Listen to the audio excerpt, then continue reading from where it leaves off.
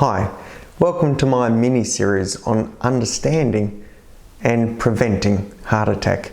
But before we get started, I'd like to start with a story.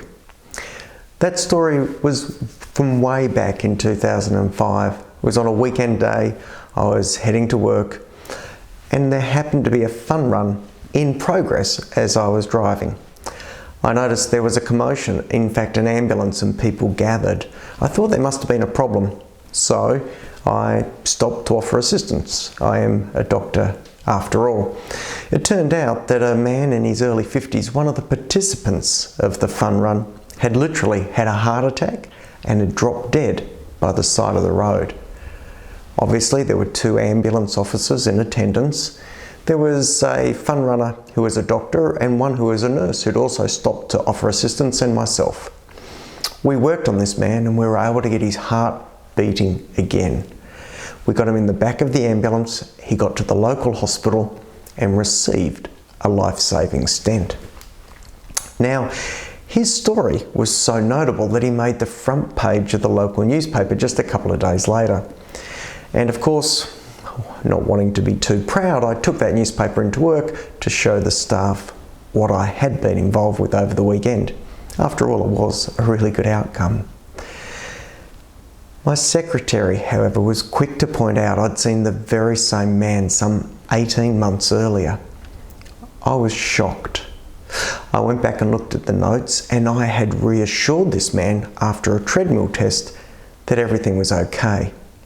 Literally, to be standing over his dead body some 18 months later. Well, my name is Dr. Warwick Bishop. I have a serious interest in preventing heart attacks. I'm an author of several books and I'm on a mission to try and allow you to live as well as possible for as long as possible by preventing heart attack. Because I believe that heart attacks are preventable. I was devastated when I found out what had happened to this man and that I'd reassured him literally a couple of years earlier. I'd felt like I'd failed him. I went back and looked at his notes, but really I'd done everything right within the guidelines at the time. It was all we could do is put people through a treadmill test, but it really challenged me, as you might imagine. I just felt that it wasn't good enough. And I became incredibly aware of how our evaluations at that time in 2003 were potentially costing lives. That meant that I was open to better ways, new technology, and I started to become more focused on prevention being better than cure. And now I'm convinced that we can do better. We all know the statistics, they're enormous. Coronary artery disease is one of the biggest killers in Australia. It takes 50 or more people per day, and every 30 odd minutes we lose another life to this condition. I don't have to go through those statistics with you. There's a good chance you've already been touched, either through family or friends, with the sadness and the consequences of heart attack. We see the headlines in newspapers all the time, and to be honest, sometimes it's a little bit confusing. We hear about the number of people dying, we hear the statistics, but we also hear these little snippets like eggs are good for you, or eggs are bad for you, or blueberries are good for you, or blueberries are bad for you, or women have a worse course with heart attack than men. All sorts of information comes through. What do we hold on to? Well, heart attack is confusing and challenging. The question is, could it affect you? Could it affect a family or a friend? We see from the media that stars, famous people get affected, often without warning. We know that a heart attack can lead to death, but it can also lead to being incapacitated. And the biggest question is, could it happen to you or a loved one? We know that over 90% of all Australians have at least one risk factor for heart attack. How do we deal with that information? Because heart attack is too common. What does heart attack actually mean?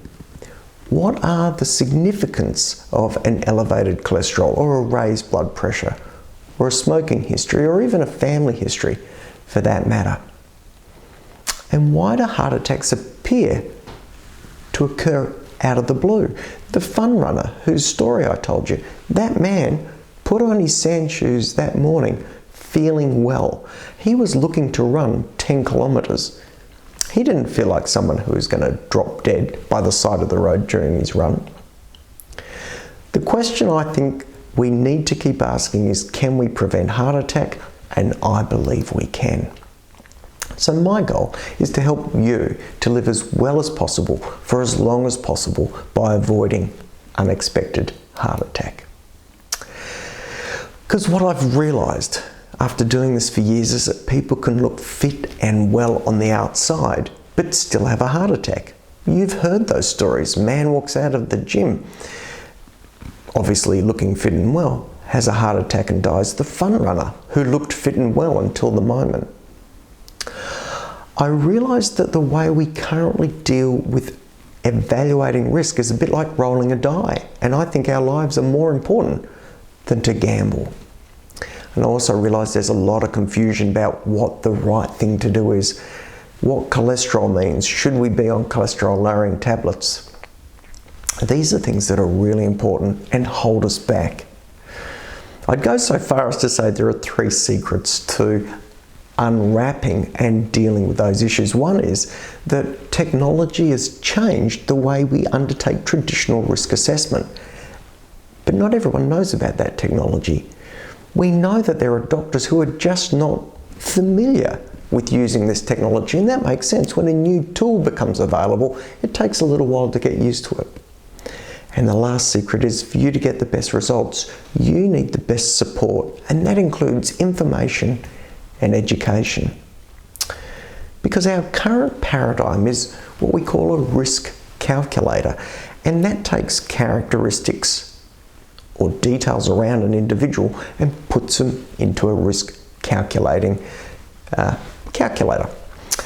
I've got a picture of one here on the screen, where here, looking at a man who's 53 years of age, this is very much like the fun runner, in fact. Blood pressure that's just slightly elevated, a non-smoker, a very average cholesterol and an average good cholesterol, no diabetes and a normal ECG. Well, the risk calculator tells us that the risk of heart attack for this man is 6% over the next 5 years. And in fact, if you're looking at the picture I've got, you'll see that's a green thermometer, which would give us nothing but reassurance.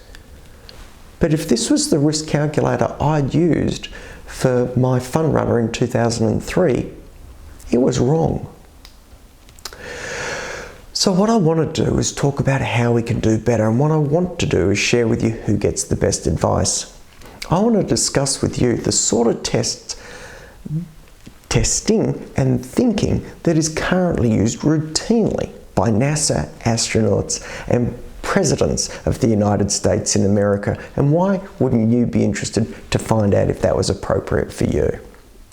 Because what I want to do is show you a path to your best health. Come and join me in part 2 of the mini-series to learn how we evaluate risk of heart attack and how we can do better. Let me walk you through the next steps, because I believe heart attack is preventable. Thank you for your attention. Take care, and bye for now.